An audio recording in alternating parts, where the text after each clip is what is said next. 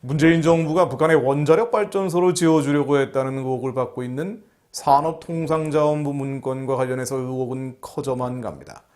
일반인의 상식으로는 우선 문재인 정권이 한사코 탈원전을 강행하면서 북한에는 원전을 지어주려 한 것 같은 이중성을 이해할 수가 없습니다. 사법적 차원에서는 탈원전 과정의 검찰 수사와 감사원 감사를 방해하고 공문서를 폐기하는 등의 행위들이 논란이 될 수밖에 없습니다. 이런 무리한 또 위법적 행태가 결국 대북 원전 지원 문건을 감추거나 조작하기 위한 것은 아니었느냐 하는 의혹이 제기될 수밖에 없죠. 물론 북한의 원전을 짓는 것 자체가 공상 같은 SF 소설 같은 이야기라 하더라도 문제는 한국의 원전 기술과 자료 중 일부가 북한에 넘어갔는지 여부입니다. 희한한 것은 북한의 침묵입니다. 매일같이 야당과 보수 세력을 비판하는 대남 선전 매체조차 이 문제만큼은 언급하지 않고 있습니다.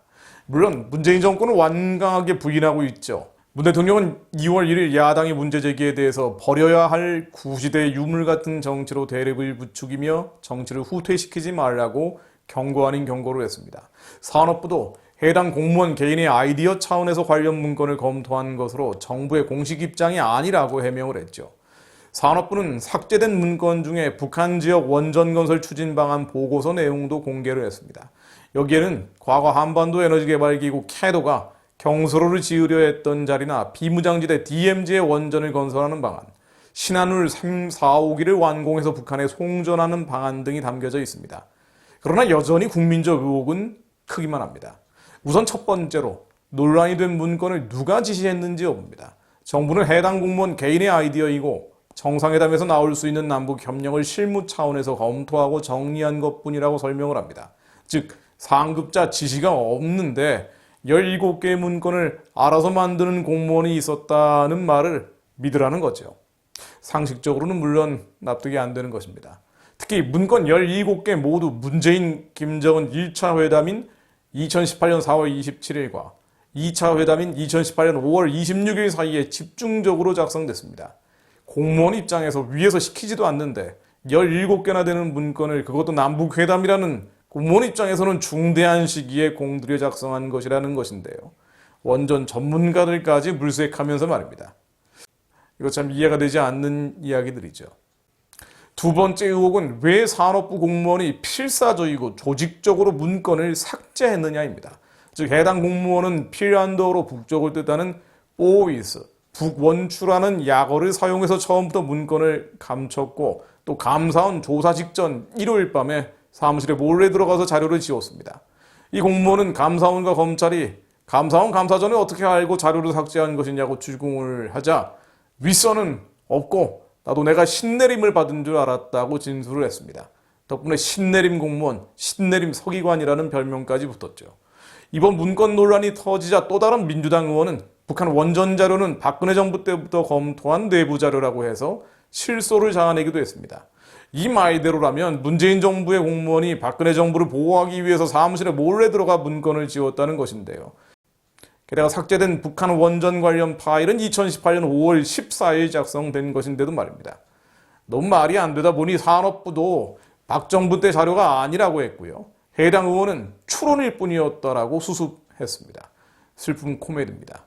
요는 권력 핵심에서 얼마나 당황하고 있는지를 보여주는 대목들이죠. 세 번째, 가장 치명적인 의혹은 이런 문건이 장기적 계획이었건 단기적이고 구체적인 계획이었건 이기적의 의도가 있었건 단순한 몽상이었건 간에요. 실제 한국의 원전 기술과 정보가 북한에 흘러갔는지 여부입니다. 그런 면에서 2018년 4.27 판문점 회담 당시에 문재인, 김정은 두 사람 간의 이른바 도보다리 회담 내용이 쟁점이 될 수밖에 없습니다. 즉 배석자 없이 진행된 44분간의 두 사람의 대화 내용과 또 김정은에게 건넸다고 하는 USB 파일을 국민 앞에 공개하는 것이 반드시 필요합니다. 특히 도보다리 회담은 배석자 없이 진행됐지만 입모양 등의 분석 결과 발전소라는 말을 했다는 언급이 나왔죠. 물론 전 청와대 부속실장은 문 대통령이 김정은에게 발전소 USB를 건넸다는 것은 거짓말이라고 목청을 높인 바가 있습니다. 그러나 문 대통령은 남북회담 직후인 2018년 4월 30일 수석 보좌관 회의에서 김 위원장에게 신경제 구상을 담은 책자와 프레젠테이션 영상을 정상회담 때 건네줬다면서 그 영상 속에 발전소와 관련한 내용이 있다고 스스로 확인한 바 있습니다. 여권에서는 이런 기본적 사실도 알아보지 않은 채 무턱대고 둘러대고 있는 것이죠. 헌데 공교롭게도 김정일은 8개월 뒤인 2019년 1월 신년사에서 원전 사업 추진을 밝혔습니다.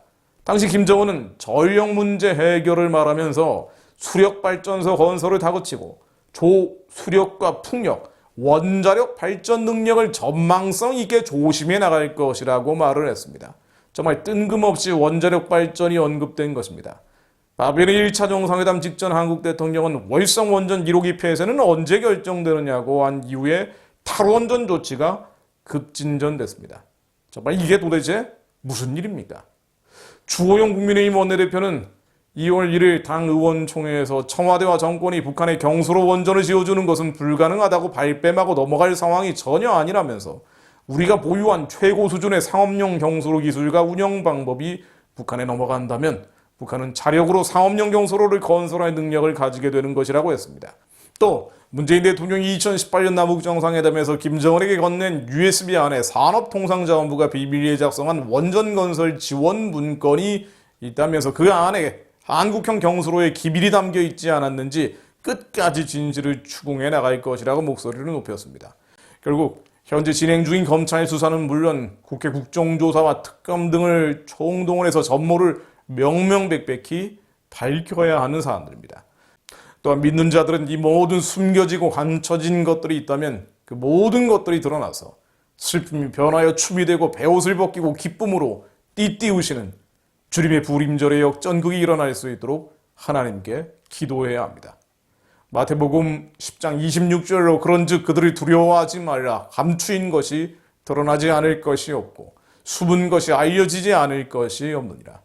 하나님, 지금 북한 원전 건설 논란과 관련해서 모든 상황들을 주님께 올려드립니다.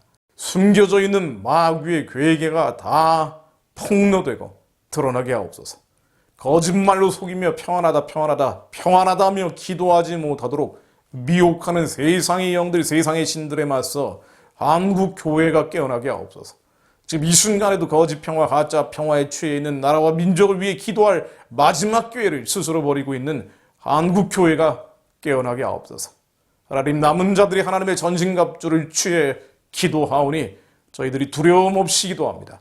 감추인 것이 드러나지 않을 것이 없고 숨은 것이 알려지지 않을 것이 없을 것이라 하신 주님 말씀처럼 한국 교회와 대한민국을 무너뜨리려는 모든 감춰진 마귀의 괴계, 숨겨진 사단의 관계가 다 드러나 폭로되게 하옵소서. 하나님이 바다를 변하여 육지가 되게 하셨으므로 우리가 걸어서 강을 건너고 우리가 거기서 주로 말미암아 기뻐하였도다는 시편 말씀처럼 한민족의 경건한 자들이 반역과 패역과 죄악의 세상 그리고 권력의 바다 앞에서 더 거룩해지고 더 정결해지게 하옵소서. 하나님의 기적으로 선교한국의 민족적 부르심을 향해 걸어서 강을 건너는 부림절의 기적을 누리게 하옵소서. 뒤집어지는 반전의 역사가 한민족 가운데 일어나게 하옵소서. 예수 그리스도 이름으로 기도했습니다. 아멘.